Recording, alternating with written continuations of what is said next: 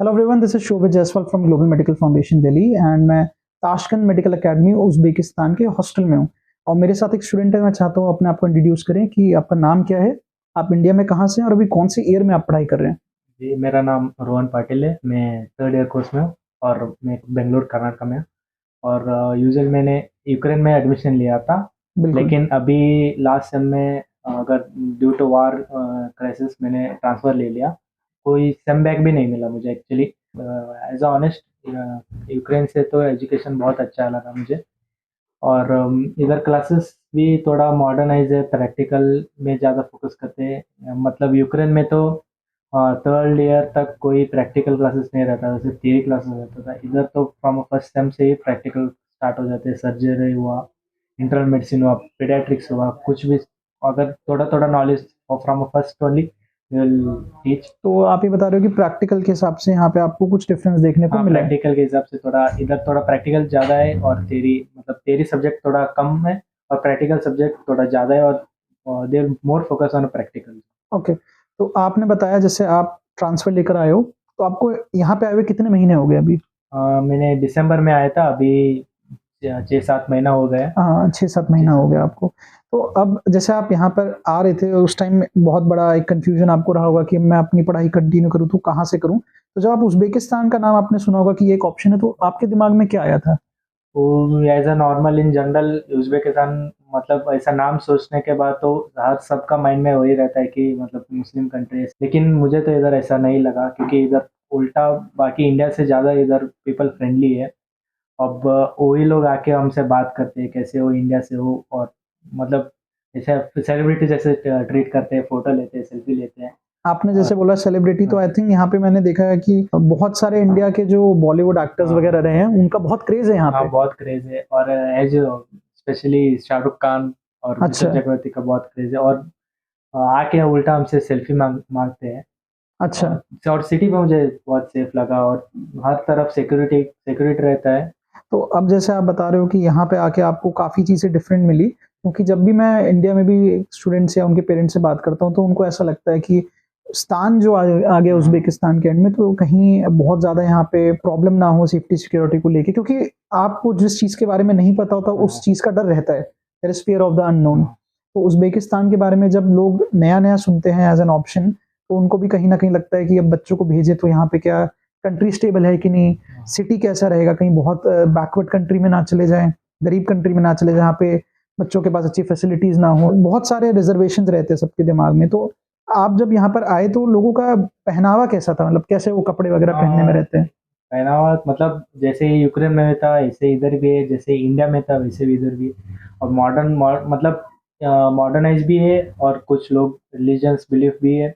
और जैसे इंडिया ऐसे, में रहते हाँ, हैं। जैसे इंडिया में रहते वैसे कुछ ऐसे, मतलब पर्टिकुलर यही पहनना, ये मत पहनना, ऐसा कुछ रिस्ट्रिक्शंस नहीं है। और अच्छा, रूल्स भी, मतलब रूल्स है, लेकिन हमें अगर कंट्री में आए तो उनका तो फॉलो करना ही पड़ेगा। बिल्कुल। तो अब जैसे आप ताशकंद की बात करें, आप क्योंकि ताशकंद हाँ, मेडिकल अकेडमी कैपिटल में उज़्बेकिस्तान के, तो यहाँ पे 6 साल किसी भी स्टूडेंट को रहना पड़ता है। तो घूमने-फिरने के लिए या फिर अपना माइंड रिफ्रेश करने के लिए एक स्टूडेंट के लिए ऑप्शंस होना बहुत ज़रूरी है। हाँ, क्योंकि आप बिल्कुल ऐसा नहीं हो सकता कि 6 साल पढ़ते ही जाओ और हाँ, कुछ हाँ, रिलैक्सेशन के लिए ना करो।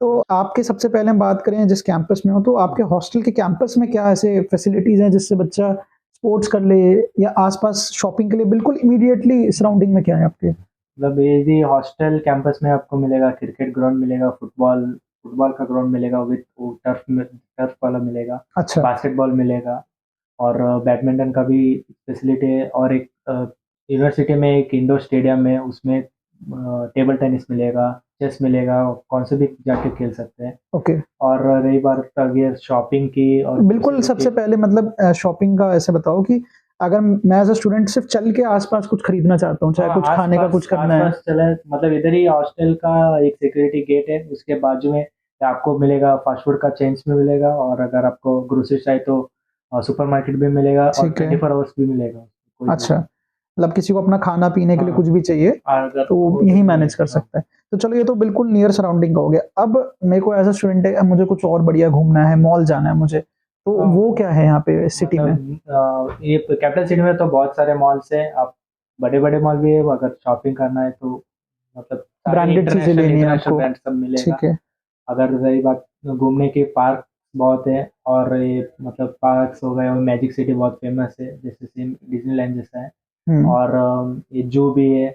और उससे भी ज़्यादा दूर जाना है तो एक नियर बाई बहुत सारे माउंटेन्स है, एक ओके। सेम वाटरफॉल्स, ये सब। ओके, वीकेंड अच्छा, अगर आप हाँ, वीकेंड का एक प्लान दिन का प्लान करना चाहो वीकेंड का तो प्लान आप वो भी कर सकते हो।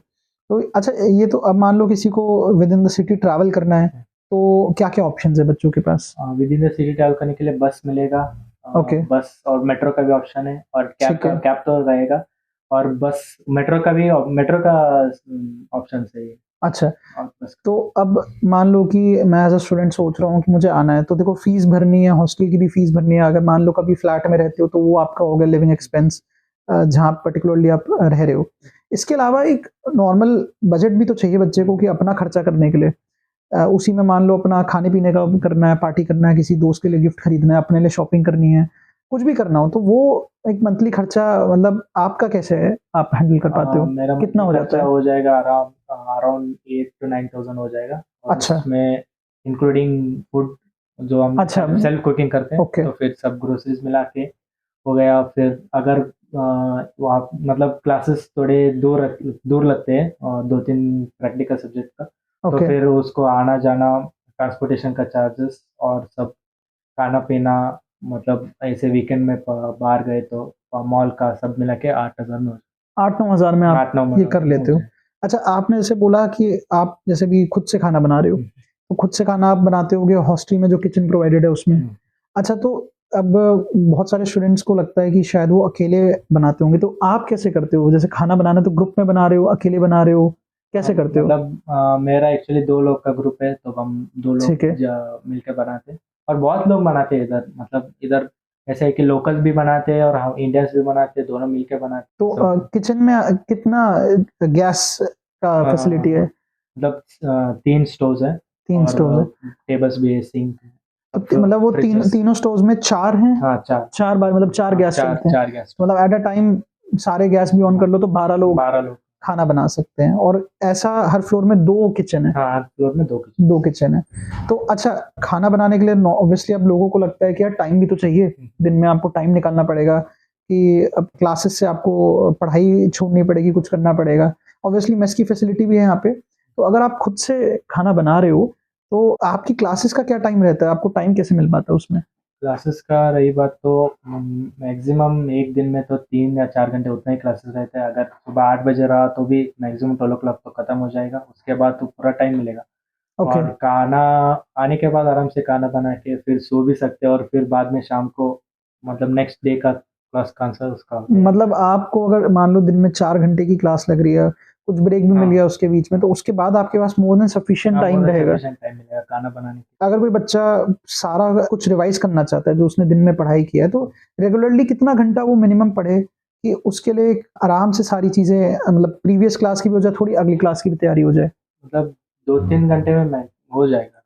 तो तो शाम को अगर रात को खाना खाने के बाद सोने से पहले भी पढ़ लिया तो अच्छा है। तो मतलब आप ये 4 घंटे 5 घंटे की हाँ, क्लास 4 लग गई, 3-4 घंटे बच्चे ने खुद से भी पढ़ लिया, तो हाँ, आपके हिसाब से मोर देन बहुत। सफिशिएंट है। तुम आप 7-8 आवर्स आपके दिन में पढ़ाई हो रही है, हाँ, 7-8 आवर्स आप सोओगे भी, आपको कुछ और भी चीजें करनी है, तो उसमें भी टाइम आपका लगेगा ही लगेगा। हाँ, तो कोई भी अगर स्टूडेंट यहाँ पर आता है तो ईजिली मैनेज कर सकता है। तो मेरे ख्याल से ये एक बड़ा डिफरेंस है। अगर कोई इंडिया में पढ़ रहा है तो वो बहुत ज्यादा हेक्टिक रहता है। हाँ। यहाँ पे आप आके पढ़ रहे हो तो आपके पास टाइम रहेगा कि आप अच्छे से डिटेल वे में पढ़ाई कर सकते हो। ठीक है। तो और आप कुछ ऐसा शेयर करना चाहोगे जो आपका पर्टिकुलरली एक्सपीरियंस रहा है ताशकंद में उज़्बेकिस्तान में आने के बाद? हाँ, मतलब इधर थोड़ा सिक्योरिटी भी बहुत है। मतलब इधर जो जिसमें हॉस्टल में हम रहते हैं ना, ठीक है। उसके अंदर आने के लिए एक कार्ड मिलता है, हॉस्टल कार्ड। अगर वो हॉस्टल कार्ड नहीं रहा तो अंदर नहीं, मतलब अंदर जाने के लिए नहीं देते हो। तो फिर एक सिक्योरिटी अच्छा है, मतलब हॉस्टल आने के लिए वो सिक्योरिटी से ही आना पड़ेगा, और दूसरा कोई रास्ता नहीं है। और फिर रही बात तो सभी मिल जाते हैं ग्रीन, मतलब वेज का ऑप्शन है तो भी सभी वेजिटेबल्स मिल जाता है ठीक है। नियर बाई से, तो आकर लेकर खाना बना। तो अच्छा, इससे मुझे एक चीज़ और याद आई, वेदर कैसा रहता है यहाँ पे? कुछ यूक्रेन से भी हाँ, डिफरेंस रहेगा? क्योंकि अभी जैसे यहाँ पे in the month of May है, अभी मिडल ऑफ मई चल रहा है या फिर ऑलमोस्ट लास्ट वीक ही आने वाला है, तो अभी यहाँ पे कैसा मौसम है? अभी तो फिलहाल गर्मी है। और रही बात विंटर समय में विंटर भी जाता है और स्नो 1-2 महीने रहता है। ठीक है। बाकी तो हर महीने ऑलमोस्ट गर्मी रहता है। गर्मी रहता है यहाँ पे। तो आई थिंक वेदर डिफरेंस यहाँ पे यूक्रेन के मुकाबले ये है कि गर्म यहाँ पे ज्यादा है। गर्म रहता है और नॉर्मली इंडिया के जैसे ही weather। इंडिया के जैसे मतलब वो 1-2 महीने जो इंडिया में ठंड पड़ती है तो यहाँ ठंड पड़ती है, लेकिन यहाँ थोड़ी ज्यादा बढ़ जाती थोड़ा है, ज़्यादा पड़ते हैं, बाकी गर्मी के दिन ऐसे नॉर्मल वैसे ही जैसे इंडिया में होता है। तो ये भी आई थिंक एडजस्ट करने के लिए स्टूडेंट्स को बहुत एक ईज कर देगा कि यहाँ पे गर्मियाँ भी बहुत अच्छी पड़ती हैं। और आई थिंक वेदर के डिफरेंस होने से एक ये भी फैक्टर है कि जो भी यहाँ पे बीमारियां होती होंगी, जो डिसीजेज होती होंगी, उनका पैटर्न भी बहुत सिमिलर रहता होगा। similar रहता है और हम प्रैक्टिस भी उसी डिसीज में कर सकते ये आपकी पढ़ाई के लिए आगे हाँ, प्रैक्टिकल्स के लिए बहुत बेनिफिशियल रहेगा आपके लिए। ठीक है, तो आई थिंक आपने वीडियो के थ्रू बहुत अच्छी इन्फॉर्मेशन दी है, बहुत वैरायटी ऑफ चीज़ों पे आपने इन्फॉर्मेशन हमें प्रोवाइड किया, तो मैं आपको थैंक यू कहना चाहूँगा और ये वीडियो खत्म करना चाहूँगा। Thank you so much.